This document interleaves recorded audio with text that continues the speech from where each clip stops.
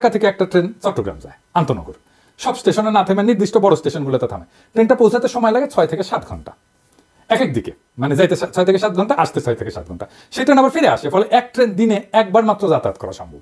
একটা ট্রেনে যায় 700-র মতো যাত্রী একদিকে, ফেরত আসার সময় অনেক কম যাত্রী থাকে ঈদের সময়। তার মানে আমরা চিটাগাঙে পৌঁছে দিতে পারি 700 যাত্রী একটা আন্তনগর ট্রেন ব্যবহার করে। আমরা আমাদের যাত্রীদেরকে দুই ভাগে ভাগ করে তাদের দুই ধরনের ট্রান্সপোর্টের অপশন দেব। একটা অপশনে অবশ্যই আন্তনগর থাকবে। এইখানে সিনিয়র সিটিজেন যাদের বয়স 40-এর উপরে, তারা টিকিট পাবেন আগে প্রথমে। যাদের শিশু আছে, বিবাহিত মহিলা আছেন, পরিবার নিয়ে সফর করতে চান, বড় লাগেজ আছে, আমরা তাদেরকে আন্তনগর দিয়ে নিয়ে যাব, তাদেরকে আগে টিকিট দেবো। এর বাইরেও যারা যাইতেছেন তাদেরকেও দেবো।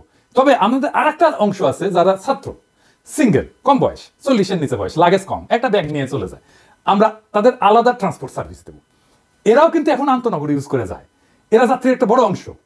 তো তাদেরকে আমরা যে বিকল্প ব্যবস্থা দেবো সেটাকে আমরা বলবো শাটল রুট চেইন। এটা কি? ধরেন ঢাকা থেকে চট্টগ্রাম পর্যন্ত যেতে 2বার ট্রেন বদল করতে হবে এই শাটল রুট ট্রেনে। ঢাকা থেকে যাত্রা শুরু করবে, কুমিল্লা যাবে, কুমিল্লায় যাত্রী নামায় দিয়ে ঢাকায় ফিরে যাবে ওই শাটল ট্রেন।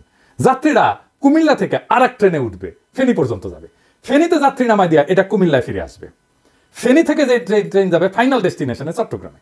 2বার ট্রেন চেঞ্জ করতে হবে তাইলে। এইভাবে 3টা ট্রেন দিয়ে কম করে হলেও 8 থেকে 9টা ট্রিপ দেওয়া যাবে প্রত্যেক দিন। তার মানে আমরা প্রায় 6000 যাত্রীকে চিটাগাঙে পৌঁছে দিতে পারবো। এই ট্রেনগুলোকে যদি আমরা আন্তনগর হিসেবে চালাইতাম তাহলে ম্যাক্সিমাম 2100 যাত্রীকে চিটাগাঙে পৌঁছে দিতে পারতাম।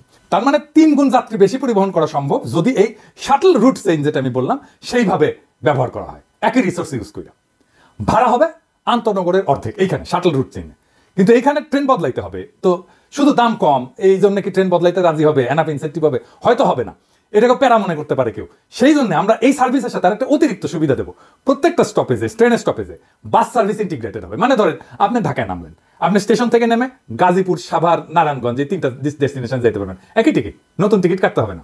আপনি স্টেশন থেকে বা অনলাইনে যে টিকিট কাটছেন ট্রেনের, সেখান থেকে বলতে পারবেন আপনি এই জায়গা থেকে গাজীপুর যাবেন, স্টেশনের সামনে বাস দাঁড়ানো থাকবে, ট্রেন থেকে নামার 20 থেকে 25 মিনিট পর বাসগুলো ছেড়ে যাবে গন্তব্যে।